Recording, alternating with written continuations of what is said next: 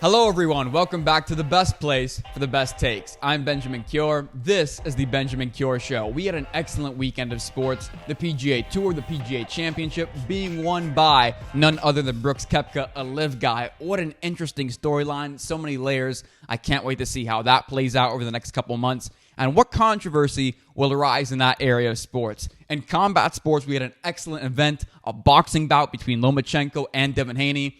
I personally did not agree with the result. I know many of you didn't. If there's any light at the end of the tunnel in this horrible decision, it's that at least we'll see some young contenders, some young guys get some opportunities because of that fight and because of the result. But beyond that, I mean, you're seeing it.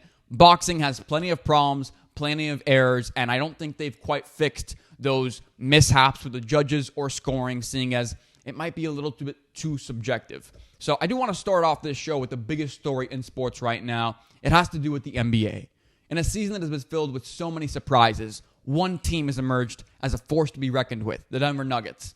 Led by the dynamic duo of Jamal Murray and Nikola Jokic, the Nuggets have defied expectations and are on the verge of a trip to the NBA Finals. And while the league has overlooked their dominance in the regular season, their opponent, their Lakers, made the same mistake. And this morning I feel comfortable telling you, the Lakers have simply been outclassed. So this series has shown us a couple things. The first being the undeniable emergence of Jamal Murray.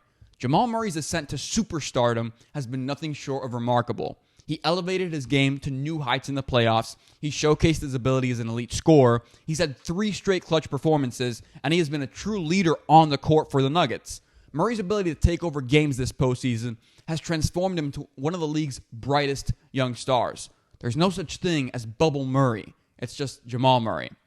We've also learned that as the NBA community, we grossly underestimated the Nuggets' dominance. The Nuggets' dominance throughout the regular season was largely overlooked by the league and media. Even though they finished as the 1 seed in the Western Conference, their consistent play, along with the brilliance of Nikola Jokic and Jamal Murray, went underappreciated. Their depth, their resilience, and their ability to keep the pedal to the metal have earned them the respect they rightfully deserve. We've also learned that the Lakers are, in fact, flawed. They've been outclassed in this series. It's almost ironic when you think about it. The Lakers entered the playoffs as one of the favorites, a team that under the right circumstances was viewed as unstoppable. The Nuggets, on the other hand, entered these playoffs being called frauds. They were accused of being overhyped. Now, the series isn't even technically over with yet, and we already believe the Nuggets are the most unstoppable remaining team in this playoffs, and we're calling the Lakers the frauds. The Nuggets' firepower and fast-paced nature caught the Lakers off guard, essentially, and it's forced them to try and find the answer. Unfortunately, their head coach Darvin Ham has not been able to come up with the adjustments in order to stop the Nuggets.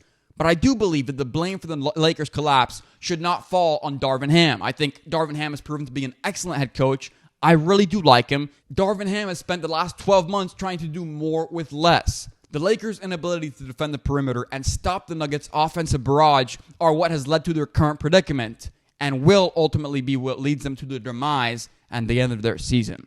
And with that, the most important lesson that we've learned in this series is the truth about Anthony Davis. 2 things can be true. Anthony Davis is an exceptional talent, but his inconsistencies eliminate him from being a number 1 or even a number 2 option on a true championship contending team. I can't stress this enough. AD's inconsistency throughout the playoffs has been maddening. I feel like I'm going to go crazy when I watch him. So many on and off nights. So while he's had his share of brilliant moments, the dunks, the blocks, his streaky nature prevents him from being an actual cornerstone on a contender. I can't wrap my arms around AD. I can't bring myself to do it. Not as a broadcaster, not as a fan, and I wouldn't be able to do it as a head coach or a GM either. So I have no shame in saying this before the Western Conference Finals are over. I'm comfortable taking my victory lap now.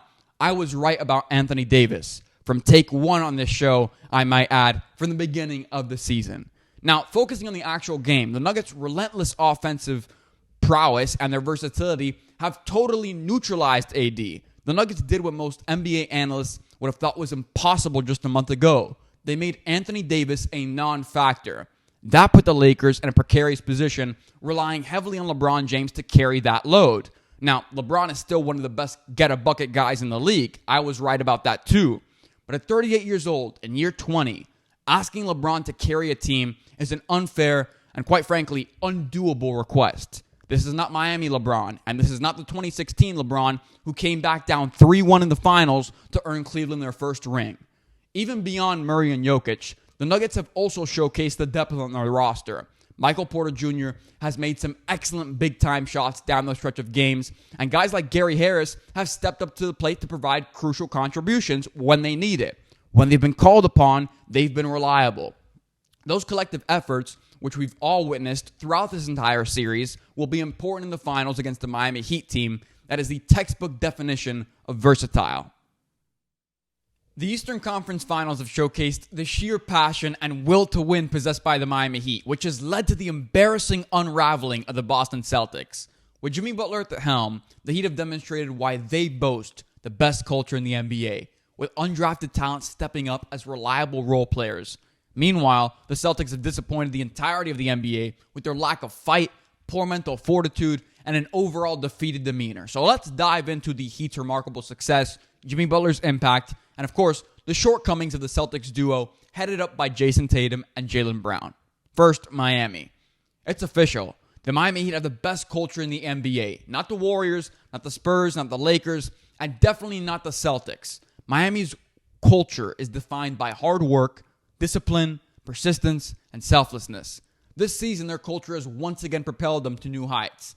Pat Riley's vision and Eric Spoelstra's elite coaching have fostered an environment where undrafted talents like Gabe Vincent, Caleb Martin, Max Strus, and soon-to-return Tyler Hero have blossomed into invaluable contributors, making a significant impact on both ends of the floor, not one-trick ponies. That is culture, and no one does it better than the Miami Heat.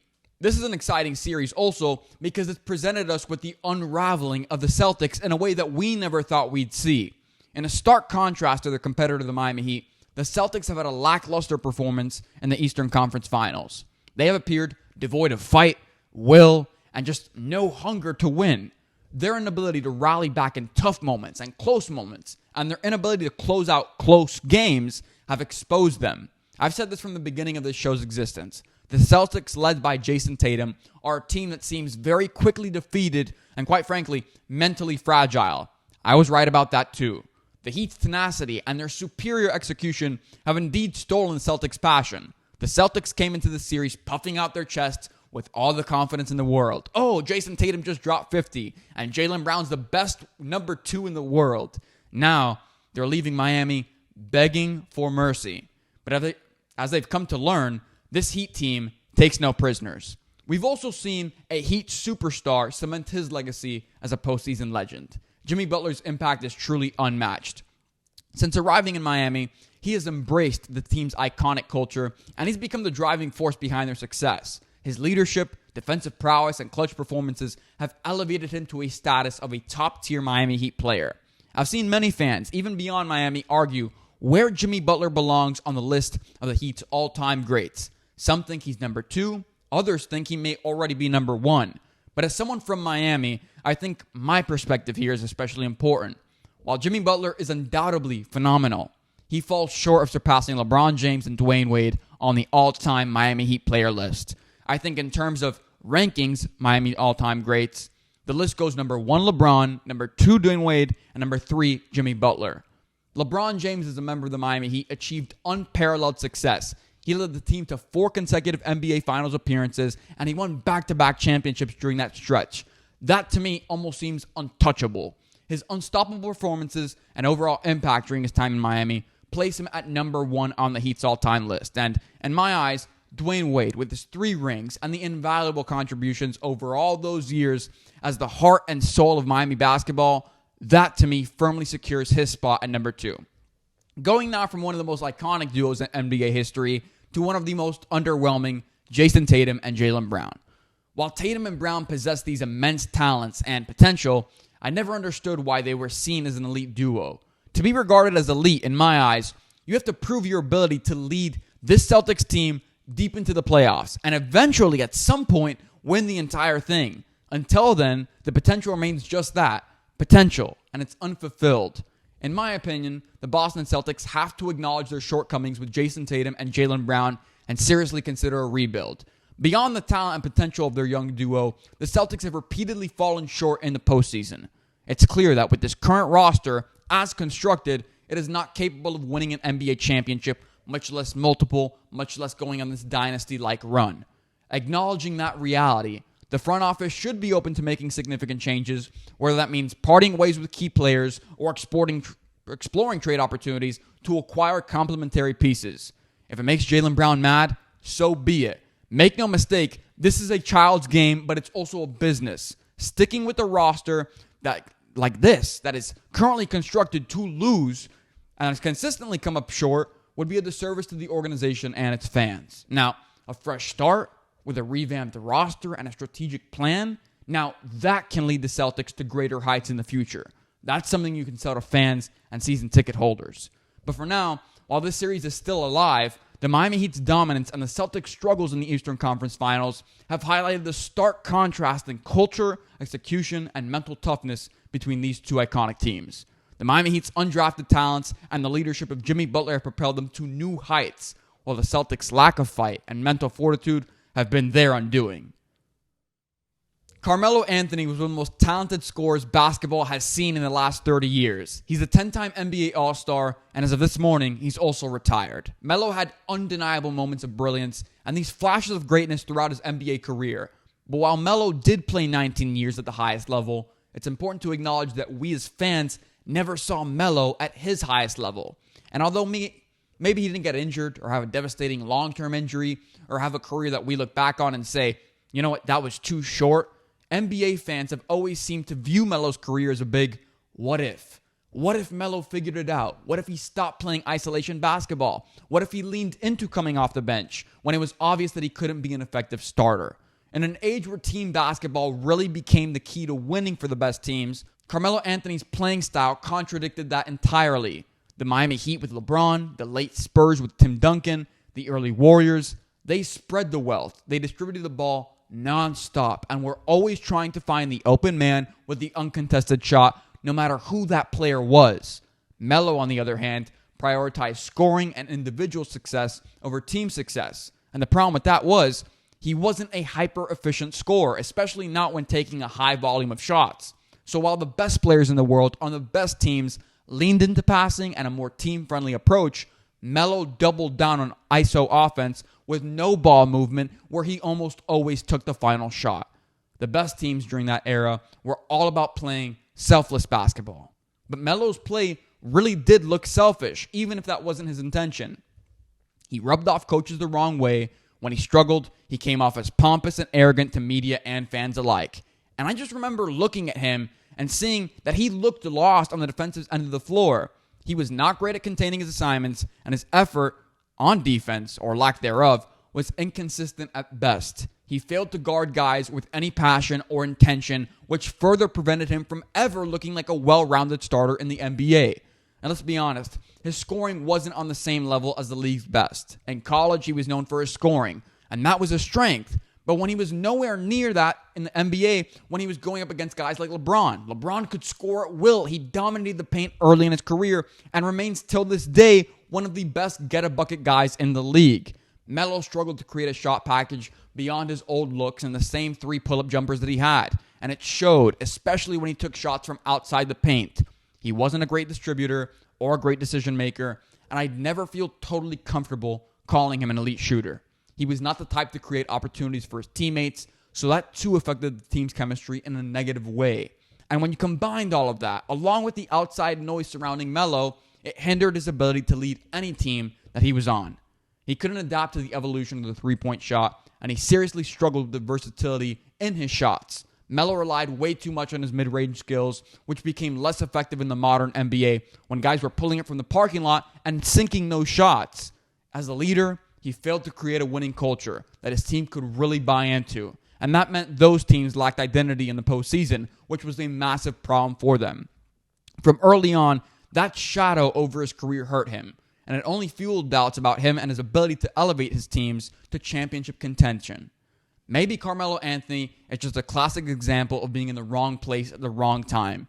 He did enter a league during an era that was dominated by players like LeBron James, Kobe Bryant, and Tim Duncan. The NBA's star-studded landscape was as highly competitive as you could possibly imagine. Nothing less than the best was going to shine through. And like I've already outlined, Melo ran into walls and faced no shortage of challenges during his NBA tenure. Melo went on what felt like a whole lifetime during his NBA career, and like many of us, he had his ups and downs. Nonetheless, I do think that it's especially important on a day like today to remember Carmelo Anthony's best and worst moments. Each side of the coin tells a very interesting story, and some may not like my bluntness pointing out his shortcomings on a day like today, but I'll push back on those critics. You see, without that understanding, you can't appreciate the moments of brilliance that Melo did have on the court. I've heard a lot of people ask so many questions over the years about this situation. Man, what happened to Melo, being the most generic one? And they say it with so much conviction and so much sense of wondering. But when I detail his individual imperfections and I piece that together with the difficulty and dramatic evolution of the era which he played in, the reality should set in and it should be more clear to you.